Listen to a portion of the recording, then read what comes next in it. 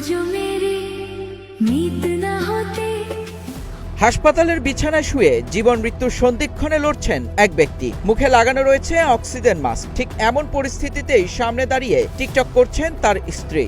সম্প্রতি ভাইরাল হওয়া একটি ভিডিওতে দেখা যায় হাসপাতালের নিবিড় পর্যবেক্ষণ কেন্দ্রে চিকিৎসাধীন এক ব্যক্তির পাশে দাঁড়িয়ে তারই স্ত্রী একটি টিকটক রিলস ভিডিও তৈরি করছেন। ক্যামেরার দিকে তাকিয়ে ব্যাকগ্রাউন্ডে বাজতে থাকা হিন্দি গানের তালে অঙ্গভঙ্গি করতে দেখা যায় তাকে। এমনকি ভিডিওর এক পর্যায়ে চিকিৎসাধীন স্বামীর দিকেও ইশারা করেন তিনি। সংকটাপন্ন রোগীর পাশে দাঁড়িয়ে এমন ভিডিও তৈরির বিষয়টি সামাজিক মাধ্যমে বেশ আলোড়ন তৈরি করেছে।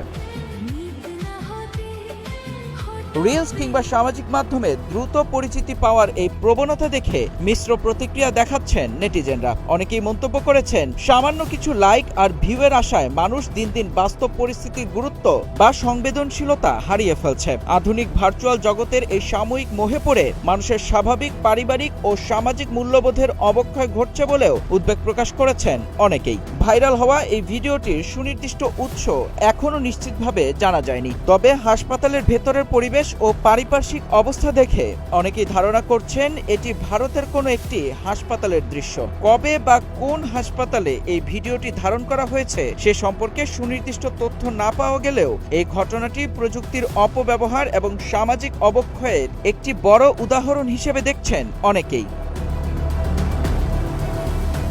মেহেদী ইসলাম সোহাগ, গ্রিন টিভি ডিজিটাল।